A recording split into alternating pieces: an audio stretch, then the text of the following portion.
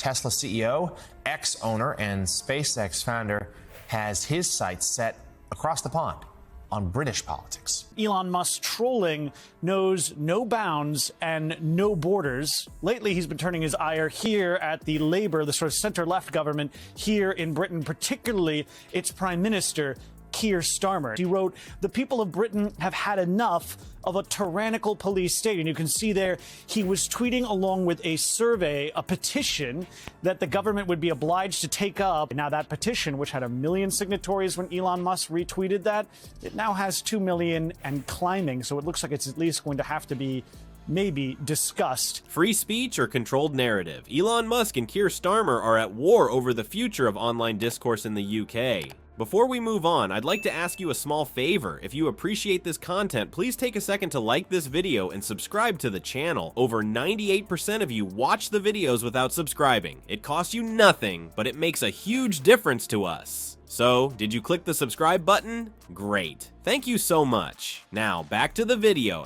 As Labour pushes for tighter social media regulations, Musk warns of a slippery slope to censorship. But who really has the British public's best interests at heart? Elon Musk's recent critique of UK leadership has sent shockwaves through political circles worldwide. The tech mogul's outspoken views on free speech and innovation have put him at odds with Labour leader Kier Starmer, exposing a fundamental clash of visions for the future of Britain.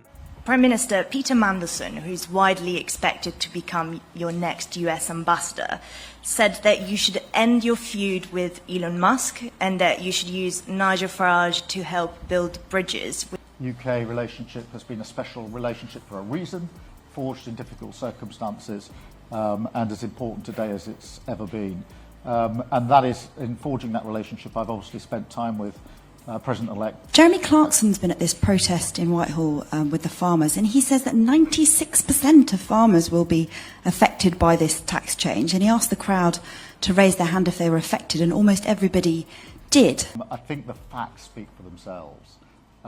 As I've said on a number of occasions, for a typical family wanting to pass on through the family, which is a typical case, completely understood. At the heart of this disagreement lies the thorny issue of social media regulation. While Starmer's Labour Party advocates for tighter controls on platforms like X, formerly Twitter, Musk staunchly opposes such measures. He argues that government interference in online discourse is a dangerous precedent, stating, "Governments shouldn't decide what people can or can't say online. Speech is only relevant if we allow people that you don't like to say things you don't like." This ideological divide extends beyond just free speech. Musk's concerns about the UK's approach to tech industry growth and innovation have led him to publicly question whether he would even feel welcome visiting the country under its current leadership. Such a statement from one of the world's most influential entrepreneurs raises serious questions about Britain's ability to attract global talent and investment in an increasingly competitive tech landscape. Public reaction to Musk's statements has been mixed, with supporters praising his defense of free speech and critics accusing him of oversimplifying complex regulatory issues. However, the controversy has undeniably dealt a blow to Labour's public image, particularly among tech-savvy voters and free speech advocates. The potential consequences for Labour could be far-reaching. Recent polling data suggests a noticeable shift in public trust away from the party, with many voters expressing concerns about Labour's understanding of digital issues and commitment to free expression. This erosion of trust comes at a critical time for Starmer, who is already facing challenges in other areas of his policy platform. Adding fuel to the fire are rumors that Musk might financially back Nigel Farage's Reform UK party, with speculation of a potential 100 million investment. Such a move could dramatically alter the UK's political landscape. The prospect of Farage's party becoming a serious contender, empowered by Musk's resources, presents a significant threat to Labour's electoral prospects. As the dust settles on this high-profile clash, one question looms large. How will Kier Starmer respond to this challenge? With his party's credibility on tech issues and free speech now under intense scrutiny, Starmer faces a crucial test of leadership. Can he find a way to address concerns about online regulation without alienating potential allies in the tech industry? Or will Labour's vision for the digital future continue to put it at odds with influential figures like Musk?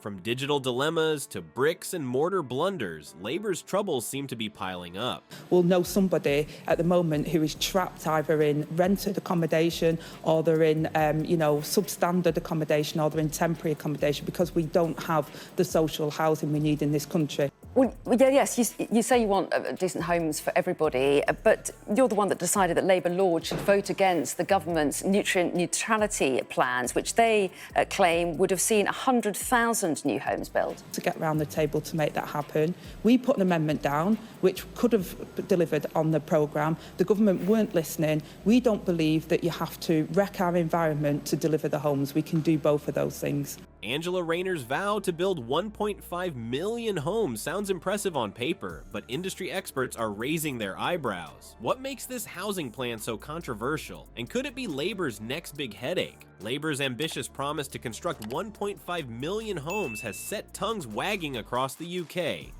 It's a bold pledge, no doubt, aimed at addressing the country's dire housing shortage. But as the saying goes, the devil's in the details, and those details are proving to be quite devilish indeed.